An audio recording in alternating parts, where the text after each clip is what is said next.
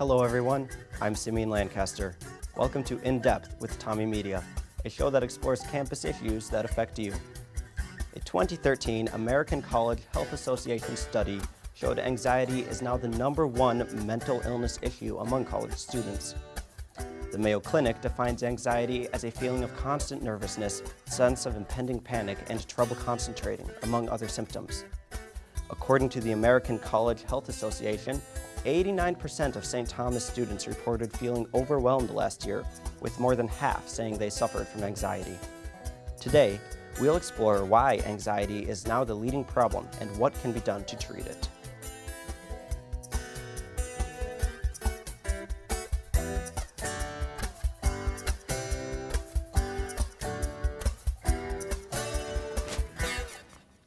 I'm joined today by Counseling and Psychological Services Director, Dr. Jeri Rockett. Thank you for being here. Oh, thanks for inviting me, Simeon. So first of all, what has changed to make anxiety the new #1 issue among college students, particularly here at St. Thomas? Well, I think a number of things. Particularly over the last several years, we've had an explosion of social media. And I think that's made it a little bit different for folks. So people are highly scheduled all the time. They're always checking what's going on with their friends, with their relationships. People don't have a lot of downtime. And at St. Thomas in particular, our students are pretty much go-getters.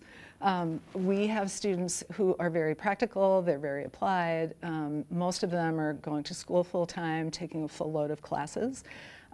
They are trying to do internships. A lot of them are also doing part-time jobs. They're doing summer jobs. Sometimes they're doing 2 or 3 summer jobs. They're involved in campus activities, and they're trying to have a social life too. Mm-hmm. So that's a lot of balls to juggle. Mm-hmm. And at what point does someone who is feeling overwhelmed or is suffering from anxiety need to seek help? Well, typically if it's starting to affect the rest of their life, for a lot of students that we're seeing right now, we're getting closer to finals, and all the projects are coming up, and maybe they could juggle all those balls earlier in the semester, but if something happens in their life, or now that finals are coming up, it's hard to add a couple of more things there, and people are it's starting to affect them in other ways. So maybe people are really crabby with their friends, or they find themselves crying more often, or they can't get to sleep at night, or they're having panic attacks. They should come in and see us. Okay, yeah, excellent. And what are some of the most common, ineffective, and really negative ways that students choose to cope with anxiety rather than seeking treatment? Well, unfortunately, one of the most common ones is using alcohol, or I should say overusing alcohol. You know, moderate drinking is fine if you're over 21.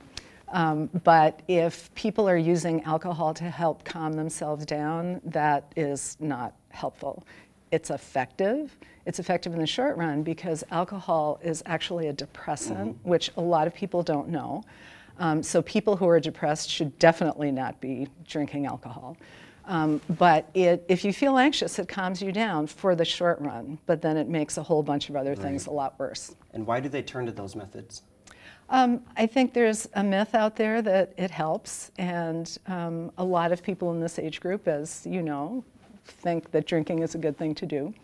And like I said, it does help some. And for a lot of people, there's still a stigma about going for counseling or for getting any kind of help. Okay. And what would you say is the most effective way for students to deal with their anxiety? Well, I think if it's kind of more minimal anxiety, there are a number of things that are really helpful and really basic. So a lot of students that come in to see us, the first thing we ask is, what's your caffeine intake? And we don't see this so much now because I think people are catching on that caffeine is not a good thing to do, especially if you're anxious. But if people are drinking lots of cups of coffee or energy drinks, then obviously that makes you more stimulated and more anxious. We ask people about their sleep habits, and a lot of people aren't getting enough sleep. So it's helpful to try and get more sleep, obviously. A lot of folks that are anxious don't work out, or they work out very minimally. And there's an enormous amount of research that says if you work out even 15 or 20 minutes a day on a regular basis where you get your heart rate up, so aerobic rather than lifting, the research shows that it makes an incredible amount of difference in lowering your anxiety. So those are some really easy things that people can do right off the bat. That's some excellent advice. Thank you so much for joining us today. You're welcome.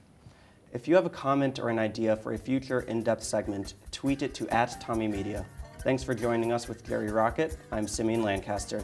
We'll see you next time when we go in-depth with TommieMedia.